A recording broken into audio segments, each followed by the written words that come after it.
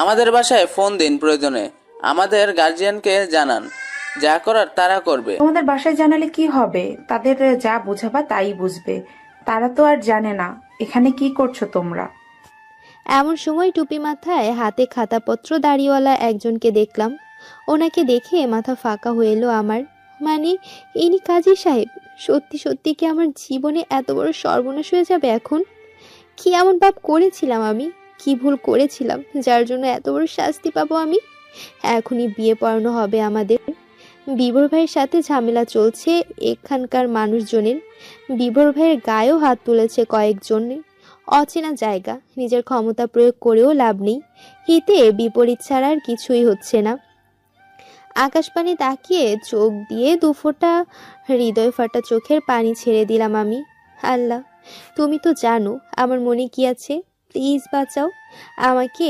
এমন বাজে কোনো জীবন আমি চাই না। এমন জীবন আমাকে দিও না, তাহলে আমি বাঁচতে পারবো না। প্লিজ কাউকে পাঠাও যে আমাদের এই বিপদ থেকে রক্ষা করতে পারে। রাস্তার সাইডে অনেকগুলা দিঘি কাটা, দিঘির পাড় দিয়ে ছোট্ট ছোট্ট ঘর। হয়তো এসব ঘর থেকে মাছ পাহারা দেয় এইখানকার দিঘির মালিকরা। কোনো উপায় না পেয়ে বিবর ভাই বললেন, আমাদের একটু আলাদা কথা বলতে দিন প্লিজ। আপনাদের সব কথা আমরা মেনে নিচ্ছি, জাস্ট এতটুকু করেন প্লিজ। তারা ভেবেচিন্তে অনুমতি দিলেন। দিঘির পাড়ে অবস্থিত একটা ঘরে আমরা প্রবেশ করলাম। ঘরে প্রবেশ করে হাউমাউ করে আমি কেঁদে দিলাম, বিবর ভাই প্লিজ কিছু করেন, এমন কিছু হলে আমি বাঁচবো না।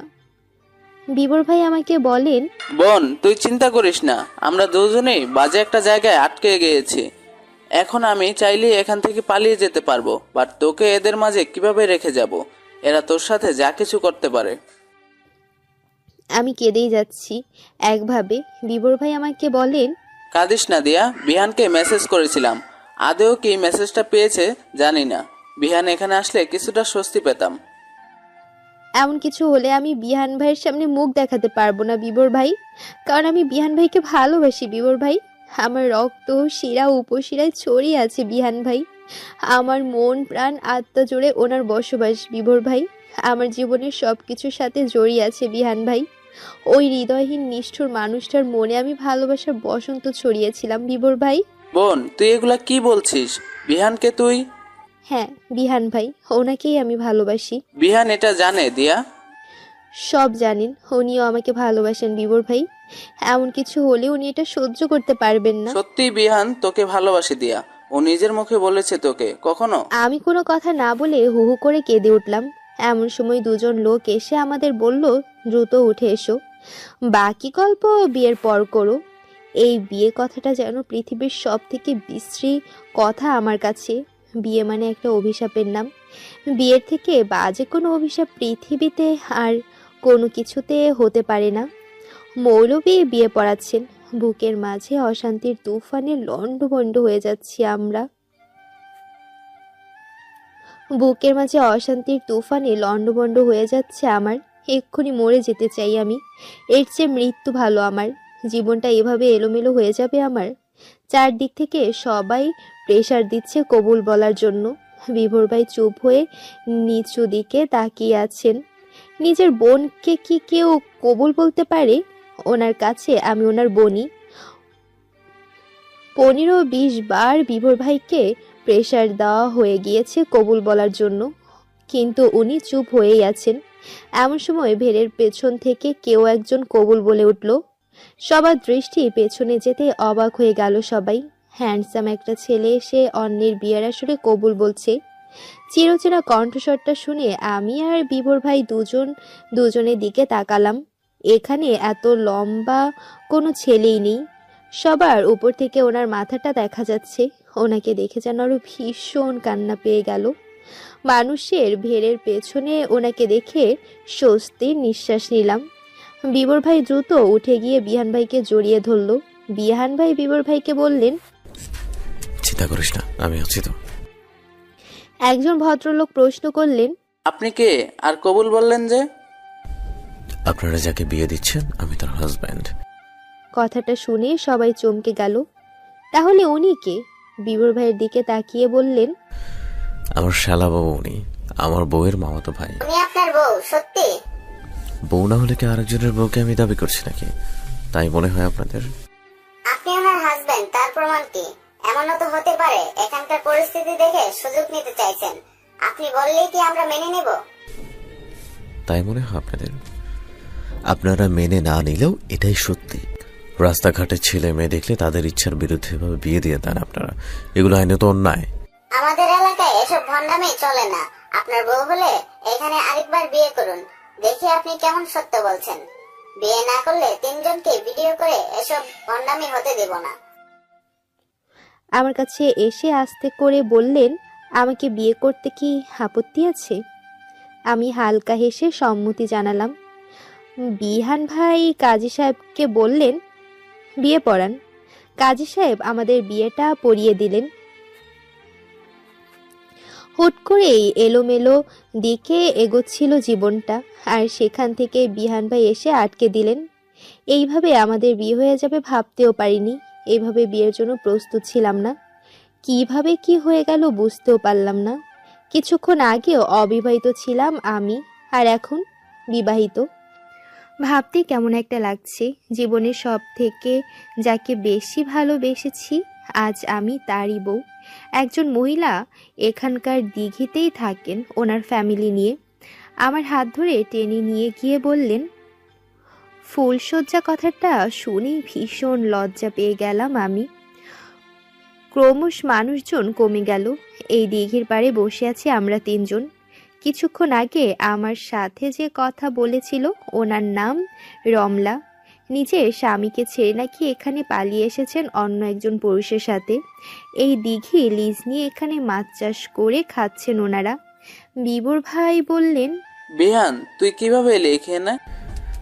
তোর মেসেজটা দেখে মাথা নষ্ট হয়ে গেছিল আমার। আমি যে কি দ্রুত বাইক চালিয়েছি আল্লাহ জানে। আমি বাইকে থাকলে মন এখানে ছিল। আমার মনে হচ্ছিল তোদের কোনো ক্ষতি না হয়। এখন কি করবি বিহান? বিয়ের কথা কি সবাইকে জানাবি? এভাবে জানালে আমাদের বিয়ে নিয়ে, এভাবে জানালে আমাদের নিয়ে বাজে কিছু ভাবতে পারে। দিয়ার বাবা ফুপিকে প্রেশার দিতে পারে।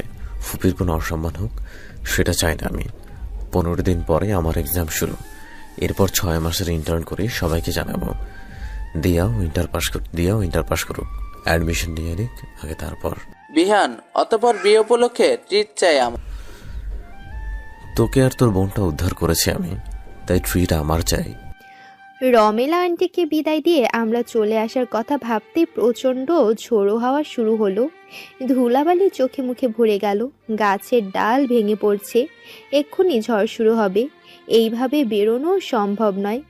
রমেলা আন্টি আমাকে বললেন, এই যে নতুন বউ, এই ঘরটাই তোমরা থাকো, কুপি ধরিয়ে রেখেছি। বিবর ভাইকে বললেন, আমার সাথে এসো তুমি, ওরা সময় কাটাক। প্রকৃতির প্রচণ্ড তাণ্ডবে উন্মুক্ত খোলা আকাশের নিচে দাঁড়িয়ে আছি আমরা দুজন সদ্য বিবাহিত নবদম্পতি। উথাল পাথাল বাতাসে আমার গাঢ় লাল জর্জেট ওড়না উড়ে গিয়ে ওনার মুখে ছেয়ে গেল। প্রচণ্ড বাতাসে ওনার সিল্কি চুলগুলো উড়ছে। আমার সামনে এই মুহূর্তে যেন পৃথিবীর সব থেকে সুন্দর পুরুষ দাঁড়িয়ে আছে। বিদ্যুতের আলোক রোশনি মিনিটে মিনিটে জ্বলে উঠছে। সেই আলোতে ওনার মুখে ছেয়ে থাকা আমার ওড়নাটা চকচক করছে। ঝড়ো হাওয়া, ঠান্ডা প্রকৃতি এমনিতেই প্রেমিক হৃদয় ভালোবাসার বাসনা সৃষ্টি করে। সেখানে ওনার জীবনের একমাত্র নারী, যাকে সদ্য বিয়ে করেছেন সে। সামনে দাঁড়িয়ে সেই মুহূর্তে ওনার মনে প্রেমের নেশা অতিরিক্তভাবে ওনাকে মাতাল করবে, এটাই স্বাভাবিক। নেশাক্ত নয়নে এগোচ্ছিলেন আমার দিকে। আমি লজ্জা ভয় দুটো মিলিয়ে একাকার করে ফেলেছিলাম। ওনার দিকে তাকাতেই পারছিলাম না। যেন উথাল পাথাল ঝড়, তেমন বৃষ্টি। 1 মিনিটেই ভিজে একাকার হয়ে গেলাম। উনি 1 পা 2 পা করে এগিয়ে আসছেন। ভেজা শরীরে ওনার দিকে হাত বাড়ালাম ওনার দিকে ওড়নাটা নেওয়ার জন্য। উনি ওড়নাটা এক হাতে পেঁচিয়ে প্রচণ্ড ঝুম বৃষ্টিতে এক ঝটকায় কোলে তুলে নিলেন। লজ্জায় মরি মরি অবস্থা। চোখ কোনোভাবে খুলতে পারলাম না। মনে মনে এটাই বললাম, এই বৃষ্টি বারবার সর্বনাশ করে আমার। যতবার বৃষ্টিতে ওনার মুখোমুখি হয়েছি ততবারই কিছু না কিছু ঘটেছে। প্রচণ্ড জোরে বজ্রপাত হওয়াতে ভয়ে মাথা ওনার বুকে মিশে জড়সড় হয়ে রইলাম। কি অদ্ভুত শিহরণ ওনার এই নেশাক্ত স্পর্শতে। নেশার কিছু না খেয়ে একটু স্পর্শ করে কিভাবে একটা মানুষের শরীরে নেশা ধরিয়ে দেওয়া যায় সেটা বোধহয় উনি ভালোই জানেন। কুঁড়ে ঘরের ছনের চালের ছাউনি দিয়ে কি সুন্দর পানি ঝরে পড়ছে, চারদিকে দিঘিতে পানির ঝর্ণা বয়ে চলেছে। উনি কোলে তুলে নিয়ে ছাউনির নিচে গেলেন। প্রায় 20 মিনিট হয়ে গিয়েছে, কারো মুখে কোনো কথা নেই। নীরবে দুজনকে অনুভব করছি। অপলক নয়নে তাকিয়ে আছেন আমার দিকে, ওনার চোখের পলকই পড়ছে না। তার কিছুক্ষণ পরেই বিহান ভাই আমাকে ওনার কোল থেকে নামিয়ে দিয়ে বললেন, এত লজ্জা পাচ্ছ কেন দিয়া? ওনার মুখে আমার নাম সহ তুমি সম্বোধন শুনে অবাক করা নয়নে তাকিয়ে রইলাম। ভেজা গায়ের সাথে লেপ্টে যাওয়ার শার্টে বুকে হাত বেঁধে দাঁড়িয়ে আছেন উনি, আর স্নিগ্ধ নয়নে তাকিয়ে আছেন আমার দিকে। এই চাহনি আর এই তুমি সম্বোধন দিয়ে ডাকে কি এটাই বোঝালো তুমি আমার অর্ধাঙ্গিনী? এভাবে নেশাক্ত নয়নে তাকিয়ে আছো কেন দিয়া? হয় আমাকে তোমার খুব কাছাকাছি আসতে দাও, নয়তো কিল মি প্লিজ। ওনার কথা আরো লজ্জায় ফেললো আমায়। আপনি তো আমাকে কখনো তুমি বলার সময় দিয়া বলেন না। এখন আর তোমাদের আমার বউকে খুঁজে পাচ্ছি দিয়া। আমার বউকে নাম ধরে তুমি ডাকলে আদর আদর মিষ্টি মিষ্টি ভাব থাকে। লজ্জায় চিবুক নামলো আবারও আমার। তোমাকে ওই মহিলা কি বললো দিয়া? আজ ফুলসজ্জা আমাদের। ফুল ছাড়া ফুলসজ্জা কিভাবে শুনি? ফুল আনলে ফুলসজ্জা করবে? হ্যাঁ, ফুলের বিছানায় শুয়ে থাকবো, ফুলের সজ্জা হবে। সাথে তোমার হাজবেন্ড থাকলে তো অনেক কিছু হবে। বারবার লজ্জা দিচ্ছেন কেন শুনি? আপনি আমার হাজবেন্ড, এটা ভাবতে লজ্জা লাগছে খুব। এটা তো হওয়ারই ছিল। এই মনের ভালোবাসা তুমি বুঝবে পিচ্ছি। এই বৃষ্টির সব দোষ আপনার। কিশোর মনে আমার আনাগোনা এই বৃষ্টি সৃষ্টি করেছে। বৃষ্টি আমার জন্য অনেক লাকি। এই বৃষ্টি আমাকে দিয়েছে প্রথম প্রেমের অনুভূতি। এই বৃষ্টি আমাকে দিয়েছে প্রেমিকাকে মনের কথা জানানোর সুযোগ। এই বৃষ্টি আমায় দিয়েছে তোমায় বউ বানিয়ে সোহাগ রাতে বৃষ্টি বিলাস করার সুযোগ। কপালে চুম্বন করে বললেন, হে বৃষ্টি বিলাসী, তোমার বৃষ্টি বিলাসে কেন আমাকে ভেজালে? আমাকে না ভেজালে তো তোমার প্রেমের অনলে পড়তাম না। বারবার বৃষ্টির কন্যা রূপে আমার সামনে কেন এসে আমায় তোমার মনের মেঘ হতে বাধ্য করো? দিঘিতে অনেক লাল লাল শাপলা ফুল ফুটেছে। বিহান ভাই কতগুলো লাল শাপলা এক ঝটকায় তুলে আনলেন। ফুলগুলো ঘরের মধ্যে ফেলে আমার কাছাকাছি এসে দাঁড়ালেন। হঠাৎ মেঘের গর্জনে ছিটকে গিয়ে ওনার বুকে পড়লাম। প্রচণ্ড ঠান্ডায় কাঁপছি। ওনাকে আষ্ঠে পৃষ্ঠে জড়িয়ে ধরলাম। কি হচ্ছিল কিছুই জানি না। মানুষটা কখন ঠোঁটের খুব কাছাকাছি এসেছে জানি না। ওষ্ঠের সাথে ওষ্ঠ মিলিয়ে মাদক নেশার মতো লেগেছিলেন। প্রতিটা আদরের স্পর্শ ভীষণ ভালো লাগছিল আমার। কখন ঝড় বৃষ্টি থেমেছে জানি না, কত সময় পার হয়ে গিয়েছে তাও জানি না। বেডের উপর লাল শাপলার পাপড়ি ছড়াছড়ি, বুঝতে বাকি রইল না শাপলা দিয়েই ফুলসজ্জার খাট সাজিয়েছেন। হঠাৎ খেয়াল হলো গলায় ঠোঁট ডুবিয়ে শুয়ে আছেন বিহান ভাই আমাকে জড়িয়ে নিয়ে। বিছানায় কখন এসেছি কিছুই জানি না। এই ভেজা কাপড় নিয়ে বিছানায় কখন বৃষ্টি থেমেছে, আকাশ আবার পরিষ্কার, আবার চাঁদ তারা ফুটেছে। আজকে সত্যি দিন আর রাতটা আমাদের জন্যই ছিল। আমার বিয়ে, বৃষ্টি বিলাস, ওনার সাথে ফুলসজ্জা, আবার চাঁদনি রাত। ভীষণ লজ্জা লাগছে ওনাকে মুখ দেখাবো কিভাবে। বিহানের ফোন আসাতে বিরক্ত হয়ে বললেন, ফোন মাই ফুট, কোন ডাফার এমন টাইমে বিরক্ত করে? কি হয়েছে ভাই? কি করিস ভাই? ফুল সজ্জা করছি। বিয়ে করলি কখন? 2 ঘন্টা আগে করেছি। নাইস জোকস, বাট তুইও পারিস না মানে ফুলসজ্জা।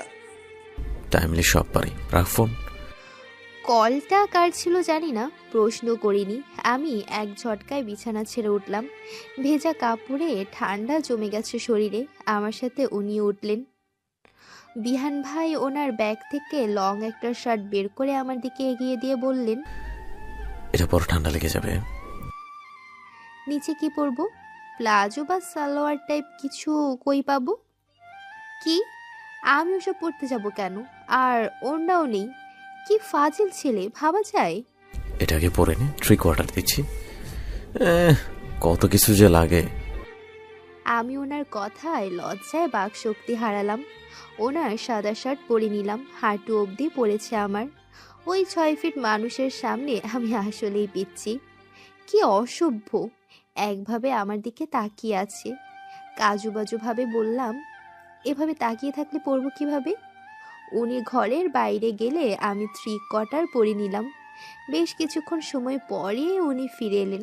আমাকে বললেন, চোখ অফ করতো। অবাক হয়ে বললাম, কেন? আহা কর না। চোখ অফ করে বললাম, বলুন কি? হাতে কি যেন একটা পরিয়ে দিয়ে বললেন, হ্যাপি ফুলসজ্জা বোন। আমি চোখ খুলে অবাক হয়ে যাই।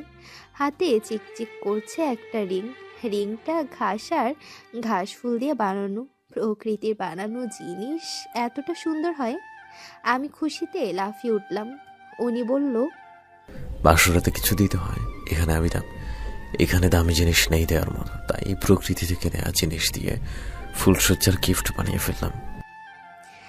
আমি যে অনেক খুশি হয়েছি উনি আমার চোখ দেখে বুঝে গেলেন। ব্যাগ থেকে ড্রেস নিয়ে নিজেও চেঞ্জ করে নিলেন। ছেলেটার ঢাকা যাওয়া আসার ব্যাগটা ভাগ্যিস ছিল। ধুলা ময়লা ধুয়ে সতেজ হয়ে উঠেছে প্রকৃতি। দিঘির পাড়ে কয়েক টুকরো কাঠে আগুন জ্বালিয়ে আগুন পোয়াচ্ছি আমরা দুজনে। 2টা গাছের মাঝ বরাবর আগুন জ্বালিয়ে 2 সাইডে 2টা গাছে হেলান দিয়ে পিঠ ঠেকিয়ে বসে আছি দুজনে। দুজনের চোখের দৃষ্টি দুজনের দিকেই আছে। দিঘিতে অনেক লাল লাল শাপলা ফুটে রয়েছে। বৃষ্টিতে প্লাবিত হয়ে শাপলাগুলো গোসল করে তাদের রূপ যেন আরো বহু গুণ বেড়ে গিয়েছে। পানির ভেতরে কাঠে জ্বালানো আগুনের প্রতিচ্ছবি দেখতে অসম্ভব সুন্দর লাগছে। আমার পূর্ণ দৃষ্টি পানিতে দেখে বিহান ভাই বললেন, সদ্য বিবাহিত ছেলেটার প্রতি এত অবহেলা কেন মিসেস বিহান? কথাটা শুনেই এক ঝটকায় ওনার দিকে তাকালাম। উনি আমাকে মিসেস বিহান ডাকছেন। এই ডাকটা এতটা মিষ্টি না হলেও তো পারতো। ওনার মুখের প্রতিটা কথা এত আকর্ষিত করে কেন আমাকে? মুখের উপরে পানিতে দলা ঝরা কয়েক গোছা চুল এসে পড়েছে। চুলগুলো সরিয়ে দিয়ে বললাম, কিসের অবহেলা হলো বুঝলাম না তো। দিকে শ্বশুরের এই জামাইকে রেখে তার মেয়ে পানির দিকে তাকিয়ে আছে। এখন তো আমার ওই দিঘির বুকে শাপলা পাতার জল হতে ইচ্ছে করছে। তাহলে এই বাহানায় যদি একটু সময় দেখত। কিছুটা লাজুকতা ঠোঁটের কোণে একটু হাসি নিয়ে বললাম, তাকেই তো দেখছি। জলের বুকে তাকে এতটা সুন্দর না লাগলেও পারত। ওই শাপলা পাতার নিচে আগুনের কুণ্ডলীর পাশে গাছে হেলান দিয়ে বসে থাকা এক যুবককে দেখছি। ওই ছেলেটা এত সুন্দর কেন বলতে পারেন? আল্লাহ কি সব সৌন্দর্যই ছেলেটার মাঝেই দিয়েছেন? এই সুন্দর ছেলেটাকে ছোটবেলা থেকে দেখে দেখে মুগ্ধ আমি। কই ছেলেটাকে বলে দিন আমার জন্যই শ্বশুরের মেয়ে তার জামাইকে কষ্ট দিচ্ছে। বিহান ভাই নিজের ঠোঁট কামড়ে ধরে একটা নিঃস্বার্থ হাসি দিয়ে উঠে দাঁড়ালেন। ওনারও পরনে সাদা শার্ট, পরনে কালো জিন্স, মাথার চুল একটু পেছনে উজিয়ে দিয়ে নিজের শার্টের হাতা গোটাতে গোটাতে আমার দিকে এগিয়ে এলেন। আমার 2 বাহুতে হাত দিয়ে আমাকে দাঁড় করালেন। আমার কপালের উপর এসে পড়া চুলগুলো ওনার হাত দিয়ে আমার কানে গুজে দিলেন। শার্টের হাতা অনেক বড়, আমার হাত ঢেকে গিয়েছে। উনি আমার পরা শার্টের হাতা ভাঁজ দিতে লাগলেন। 2 হাতায় ভাঁজ করে কোমরের নিচ পর্যন্ত রাখলেন। এরপর যেটা করলেন, হঠাৎ বুকে দুম দুম সাউন্ড শুরু হলো। উনি শার্টের গলার কাছের প্রথম বোতামটা খুলে দিলেন আমার। বোতাম খুলে এদিকে ওদিকে কোনো খেয়াল নেই ওনার। গলার দিকে তাকিয়ে আছেন একভাবে। হাত গলাতেই আছে এখনো। আমি ওনার হাত গলায় আমার হাত দিয়ে একটু চেপে ধরে বললাম, কি করছেন? বউকে মানুষ যা করে তাই করছি। এইসব কি বলছেন? যা ভেবেছ তাই। ও, আমি ভেবেছি। বলেই কোমর চেপে ধরলেন। ওনার থেকে ছুটে পালালাম। কুড়ের ভেতরে গিয়ে ভেজা কাপড়গুলো আনলাম। ওনাকে বললাম, এগুলো শুকাতে হবে না? বিহান ভাই বললেন, কিভাবে ভালো লাগছে দেখতে। আমি কি এভাবে পিকনিকে যাব? ওই যে দুটো গাছে রশি বাঁধা আছে, ওখানে মেলে দে। তাকিয়ে দেখি সত্যি সত্যি রশি বাঁধা আছে। এগিয়ে গিয়ে দেখি খানিকটা উঁচুতে নাগাল পাচ্ছি না। ওনাকে ডাকলাম, বিহান ভাই এগিয়ে আসুন না, নাগাল পাচ্ছি না তো, আপনি একটু মেলে দিন। বিহান ভাই এগিয়ে এসে বললেন, আমি তোকে উঁচু করে ধরছি, তুই মেলে দে। উনি আমায় উঁচু করে ধরলেন আর আমি কাপড়গুলো মেলতে লাগলাম। হঠাৎ পেটে সুরসুরি অনুভব হলো। উঁচু হওয়াতে শার্ট খানিকটা উপরে উঠে নাভি বের হয়ে গিয়েছে। এত সময় কি নাভি দেখছিলেন? ওনার দিকে আমি তাকাতেই পেটে গভীরভাবে চুমু দিলেন। সুরসুরিতে লাফিয়ে উঠতে নিচে নামিয়ে দিলেন। এই ছেলেটা এমন অসভ্য কবে হলো? সুযোগ পেলে এসব করছে। কাপড়ের পানি শুকালে আগুনে দিয়ে শুকালাম। এতক্ষণ বিভোর ভাই লম্বায় ঘুম দিয়েছেন। কোন ভোর রাত্রে আমরা রওনা হলাম। দিঘির এই আন্টি খিচুড়ি রান্না করেছিলেন, সাথে ডিম ভাজি। আরাম করে খেয়ে বাইকে বেরিয়ে পড়লাম। বিহান ভাইয়ের কাঁধে হাত দিয়ে উন্মুক্ত গ্রামের রাস্তা দিয়ে চললাম। অবশেষে আমাদের গন্তব্যস্থানে পৌঁছালাম। মাত্রই বোধহয় রান্না শুরু হয়েছে, কারণ বৃষ্টির জন্য রান্না শুরু করতে পারিনি এত সময়। রিয়া বলল, কাজ করার ভয়েই পেছনে পেছনে থেকেছিলি, তাই তো দিয়া? বিহান ভাই এত লেট করলেন কেন? ভীষণ মিস করছিলাম। কেন? সেটা বিহান ভাই জানেন। বিহান ভাই বলেন, নাউজুবিল্লাহ, আপা কি জানি আমি। আপা বলেই চোখ বড় বড় করলো তোহা আপু। এই আপা ডাক শুনে মাথা ঘুরে কাজের গেল যেন। এই আপা ডাক শুনে চোখ কপালে কেন তোহা? তাই বলে আপা ডাকবে? আপা ডাকা নিষিদ্ধ বিহান ভাইয়ের জন্য। বিহান আন্টি ডাকবে এখন থেকে। তোহা মনে হয় এটাই চাচ্ছে। মোটেও না, আমি এটা চাইছি না। বিহান ভাই জানেন সব। কতটা মাফ চাই আপা, সদ্য বিবাহিত যুবক আমি। এগুলো বলে আমার সংসারে আগুন লাগিও না। বিহান ভাই, তাহলে তোহাপুর স্ট্রোক হবে এটা নিশ্চিত। রিয়া, আমি বিয়ে করলে কি স্ট্রোক হবে তোমার? আপনি ঠিক কতজনকে বিয়ে করবেন একটু বলবেন বিভোর ভাই? কতজনকে যে প্রস্তাব দিয়েছেন, বাব্বাহ, ভাবতেই নোবেল ছুঁড়ে মারতে মন চায় আমার। তুমি একটু পাত্তা দাও না বলে ছেলেটা আজ আমের অভাবে জুস খাচ্ছে। আমের অভাবে জুস? এটার মানে কি? মানে তোমার অভাবে অন্যের কাছে যাচ্ছি আমি। ছি ছি, আপনি এত বড় চরিত্রহীন কেন বিভোর ভাই? ভাবতেই গা গোলাচ্ছে। বিয়ের পরও এই অভ্যাস থেকে যাবে, তাই না? আরে না রিয়া, ভুল বুঝছো। ওইটা এমনিই বলেছি, বিলিভ মি। বিলিভ হয় না তাই না? এই যে তিয়াসের চোখ ছুঁয়ে বলছি, এবার তো বিলিভ করো। তিয়াস ভাই ছিটকে গিয়ে পড়ে বললেন, বিভোর ভাই ভালো হয়ে যান। আর কত করবেন এসব ভণ্ডামি? আমার খালতো বোনকে তাই প্রপোজ করছেন। এখন আপনার মিথ্যা রাখতে আমার চোখের বলিদান দিতে হবে, তাই তো? নিজে তো এমনি সব মেয়েকে নিচ্ছেন, তাতে আমাদের অন্ধ বানাচ্ছেন, যাতে বাকি যা আছে মেয়ে তারাও আপনার হয়। কয়টা লাগে শুনি? তিয়াস, আমি যা করি তোর মতো তো আর মহিলাদের পিছে ঘুরি না। তোর জন্য পাড়ায় কোনো বিবাহিত মহিলা নিরাপদ নয়। ভাই আর কত বাজ দিবেন? মধ্যরাতে আকাশ যেন ভীষণ মায়াবী রূপ ধারণ করে আছে। নীল আকাশে নীলের সাথে ভেসে বেড়ানো সাদা মেঘের বুঝি ভীষণ ভাব। তা না হলে এই সাদা মেঘগুলো এই সুনসান নীরবতায় রাতের আকাশে ভেসে বেড়ায় কেন? সাথে চারটাও যেন আজ পূর্ণ তিথিতে আছে। গোলাকার রুটির আকৃতির রক্তিম বর্ণের চাঁদ বুঝে আজ উঠেছে আমাদের মধুচন্দ্রিমার সাক্ষী হতে। এই চাঁদ আজ তো এক ভালোবাসার সাক্ষী হিসেবে ছিল, যা কেউ জানে না। এই চাঁদ সেটা জানে। বুকে হাত বেঁধে সবার থেকে খানিকটা দূরে গিয়ে আকাশপানে তাকিয়ে আছি আমি। এক ভীষণ অস্থিরতা কাজ করছে আমার মাঝে। বারবার ওই সুন্দর সময়টুকু মনে পড়ছে আমার। ভাইয়ারা রান্নার পাশাপাশি ভীষণ আড্ডা দিচ্ছে, আর আমি আনমনে ভেবে চলেছি কিছুক্ষণ আগের ঘটনা। আমাদের সাইডে কয়েকজন তরুণ যুবক যুবতী পিকনিকে এসেছে। ওরাও এক ফ্যামিলির মানুষই হবে। আমাদের মতোই ভীষণ আড্ডা দিচ্ছে ওরা। পাশেই নাচ গান হচ্ছে। সবাই আড্ডার পাশাপাশি সেটাও উপভোগ করছে। হঠাৎ কেউ বলে উঠল, সাইমন, তোর নজর কোন দিকে রে? খেয়াল করে দেখি সাইমন নামের ছেলেটি আমার দিকে একভাবে তাকিয়ে আছে। দেখে মনে হচ্ছে এই প্রথম কোনো মেয়ে দেখছে সে। ছেলে মানুষ এতটা স্যাঁচড়া হয় কিভাবে বুঝি না। সাইমন নামের ছেলেটি বলে উঠল, আকাশ থেকে সদ্য নেমে আসা পরীটির দিকে তাকিয়ে আছি। দেখছিস না এভাবে আকাশ পানে তাকিয়ে আছে? ওর চোখে ভীষণ মায়া। ছেলেটির দিকে একবার তাকালাম। দেখতে খারাপ না। শ্যাম বর্ণের লম্বা ছেলেটি এক নজরে তাকিয়ে আছে আমার দিকে। ছেলেটির চাহনিতে অন্য কিছু বোঝা যাচ্ছে। মেয়েদের 100 গজ দূর থেকে কেউ ফলো করলেও তারা বুঝতে পারে। সেখানে আমারও ব্যতিক্রম হলো না। ছেলেটির কথার ধরন বুঝতে বাকি রইল না আমার।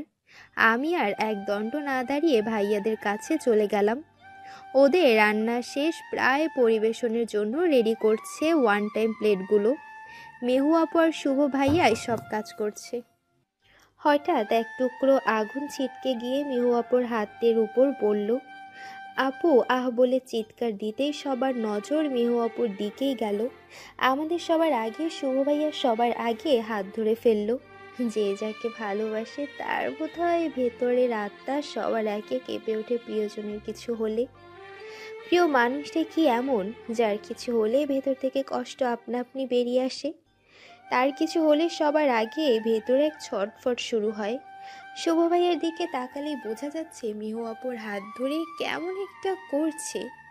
আপুর হাতে বারবার ফু দিয়ে যাচ্ছে। ভাইয়া হাতের আঙ্গুল দিয়ে যত্ন করে আলতো পরশে হাত ডলে দিচ্ছে। শুভ ভাইয়া মিহু আপুকে বারবার জিজ্ঞেস করছে, এই মেহু, তোর কি অনেক খারাপ লাগছে? অনেক কষ্ট হচ্ছে তোর? হাত কি অনেক জ্বলছে?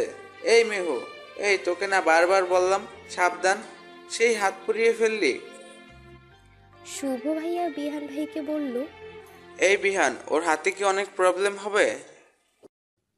বিহান ভাই একটা মলমের নাম বলে বললেন, শুভ, এই মলমটা মালিশ করলে ঠিক হয়ে যাবে। শুভ, মেহুর হাতের থেকে তোর হার্টের প্রবলেম বেশি হবে না। মানে আমি এতক্ষণ যা দেখলাম, ফুপ্পিকে বলে তোর বিয়ের ব্যবস্থা না করলেই নয়। আমি চাই না আমার একমাত্র ফুফাতো ভাই হার্ট অ্যাটাকে মারা যাক। ভাইয়া হেসে দিয়ে বললেন, বিভোর, এই উপকার জীবনেও ভুলবো না। প্লিজ এই উপকারটা কর ভাই। মেহু, অনেক খারাপ লাগছে নাকি তোমার? একদমই চিন্তা করো না, ঠিক হয়ে যাবে। কিছুক্ষণের মাঝে সাইমন নামের ছেলেটির সাথে করে আরেকটি মেয়েকে এনে আমাকে বলে, হাই আপু। আমি চোখ তুলে একবার তাকালাম, কোনো উত্তর দিলাম না। এখানেও চলে এসেছে, কি আজব ব্যাপার। শুভ ভাইয়া বলল, আপনাদের বাসা কোথায় ভাই? আপনার পাশের মেয়েটি কে হয়? আপনার ভাইয়া? উনি কি সিঙ্গেল?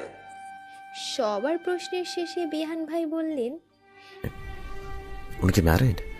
আমি ভেবা চাকা খেয়ে গেলাম। একসাথে এত প্রশ্ন করলে কিভাবে উত্তর দেবে তারা? আমার এই কাজিনের দলবল কি জীবনও ভালো হবে না? যেখানে যায় দল বেঁধে যায় আর মানুষকে অতিষ্ঠ করে ছাড়ি। মেয়েটি কৌতূহল নিয়ে বিহান ভাইকে বলল, বড়, আমাকে দেখে কি বিবাহিত লাগে তোমার? বিহান ভাই ভ্রুকুচকে প্রশ্ন করলেন, আজকাল কি আর বিবাহিত অবিবাহিত বোঝা যায় আপু? অবশ্যই বোঝা যায় ম্যারেড। মানুষের মাঝে কিছু না কিছু গুণ অবশ্যই থাকে, সেইটা দেখে শিওর হওয়া যায়। বুঝতে পারছেন? এই যে আমাকে দেখুন, আমি তো বিবাহিত। আমাকে দেখে কি সেটা বোঝা?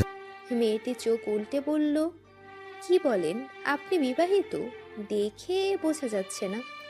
কেন, আপনি যে বললেন বিবাহিত হলে বোঝা যায়, কই আমাকে দেখে তো বুঝলেন না। ছেলেদের বোঝা যায় না, তবে মেয়ে হলে ঠিকই বুঝতাম। আসলেই বুঝতেন। ওকে, ওই মেয়েটিকে দেখুন, বিবাহিত। দেখে কি বোঝা যায়? আমার দিকে আঙুল দিয়ে দেখালেন। বলেন কি উনি বিবাহিত? ওইটুকু পিচ্ছি মেয়ে বিবাহিত? আসলেই কি বিবাহিত? দেখে তো বোঝা যায় না। না, আপনাদের দেখে বোঝা যায় না। এনিওয়ে, উনি কি আপনার ওয়াইফ? মানে একটু বললে ভালো হতো। কি বুঝতাম। কথাটা শুনে শুভ ভাইয়ার দিকে তাকিয়ে পড়লাম আমি। ভীষণ লজ্জা পেয়ে গেলাম। তোহা আপু একটু রাগ নিয়ে বলল, এই যে আপু, চোখে কি কম দেখেন? বিহান ভাইয়ের সাথে দিয়ার কোন দিক দিয়ে যায়? বিহান ভাই 6 ফিট হাইটে। এদিকে দিয়াকে দেখুন, আর বয়স দেখুন 5 বছরের ছোট বড়। এই লম্বা ছেলের হাঁটুর সমান দিয়া, 5 ফুট 2 ইঞ্চি। আমার মতো 5 ফুট 4 ইঞ্চি হাইটের মেয়ে বিহান ভাইয়ের সাথেই মানায়।